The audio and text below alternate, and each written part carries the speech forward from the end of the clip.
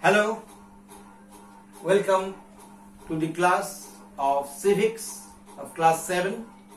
Here I am Patanjali Sir going to discuss our final term topics, that is the state government and its function.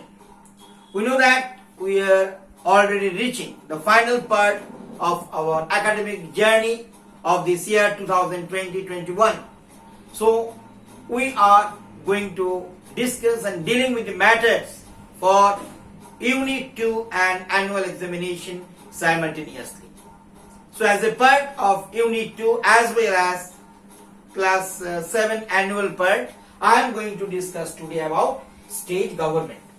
We know that India is a federal state and we have there three kinds of government.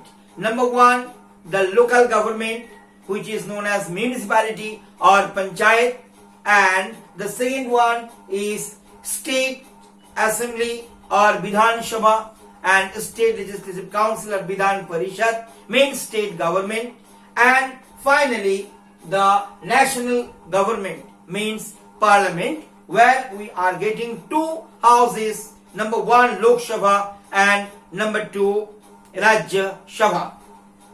So our concern for today is state government. We can divide the state government activities in three parts: executive, judiciary, legislature. We will come across one by one. Today I am going to discuss about executive. What is executive? According to lexical term, execute means to execute something. I am going to functioning in some way. Here executive means the government. What is government? We are going to discuss today. But this executive is going to form from the legislative table. Why? Because whether chief minister or prime minister, they are first of all either MLA or MLCs or MP. You mind it that executive, judiciary and legislature, actually we are going to focus on first legislature, then come back to executive. In terms of legislature, we are going to discuss about today the state legislative assembly as well as state legislative council. What is state legislative assembly? In simple term, Vidhan Sabha. Next year we have Vidhan Sabha. Vidhan Sabha election. What is this? It is nothing. It is the popular chamber of state legislature. You know that in India, all the states, they don't have Vidhan Sabha and Vidhan Parishad. Only few states do have Vidhan Sabha and Vidhan Parishad both. In the case of West Bengal, because we are living in West Bengal, I am going to emphasize on West Bengal State Legislative Assembly, when only one chamber is there, that is State Legislative Assembly, not Council. In the meantime, I want to mention that MLA and MLCs. What is the MLA means member of Legislative Assembly and MLCS means member of Legislative Councils. We will discuss categorically the both. In the meantime, I want to say that the total head of the state administrative machinery is governor. Governor is going to be elected, not elected actually, governor cannot be elected. Governor is going to be appointed by president and he or she is going to be appointed for 5 years. But mind it, before that he or she could be removed from his official post due to impeachment or due to any other administrative queries. Otherwise, all state government decisions are taken after his or her name. He could be 5 years or he could be reappointed again according to the decision of the central government. Now let us to come to the discussion of MLA. Who are MLA? MLAs are the member of Legislative Assembly. What are the criterions? Number one, they should be of 25 years of age. They should be the citizen of India.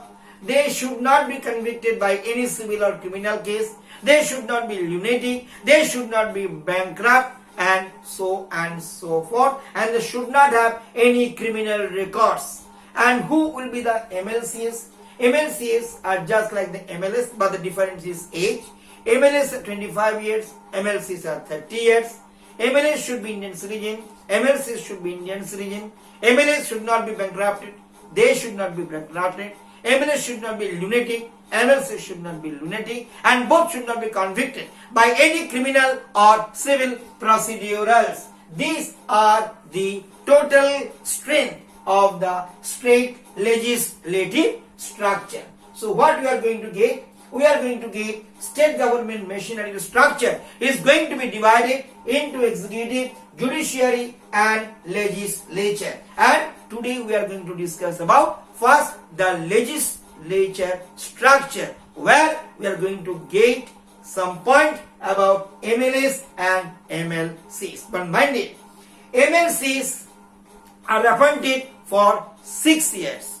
Who are the members of legislative councils are appointed for 6 years, and 1/6 of them are appointed by the president. Suppose in Rajya Sabha, 12 members are appointed by president. Why? For their distinguished contributions to the field of sports, art, creativity, literature, social work, such and such and such. And here also the same. And from Anglo-Indian communities, we are going to appoint 2 persons. So in that case, they are all going to be appointed by president. And in the case of MLAs, that is member of Legislative Assembly, they are going to be elected only for 5 years, where MLCs are for 6 years. And MLAs could be retained or could be removed from their post if they are suffering from no confidence motion. And by the by, if the chief minister is going to resign, the entire ministries as well as MLAs have to be resigned. Who are the MLAs? All the MLAs? No. The MLAs were forming the government. After the election, the ruling party or the majority parties, MLAs, are making the state legislature government. And among them, the most suitable candidates are getting the portfolios of ministries, and the person who is going to get majority vote and opinionated by the majority of the elected MLAs, that person will be chief minister. Ultimately, chief minister is nothing but an MLA, like the other MLAs appointed for 5 years, and before 5 years, he or she could be removed from her or his post. So, what we are going to get for today's discussion: state government, executive, judiciary, legislature. The total strength of state legislative assembly is 500 to 60, and the entire system is going to be appointed for 5 years. So please read your text. If any question, ask me in the group or Google Classroom. Please do read well. Till then, goodbye. Have a good day.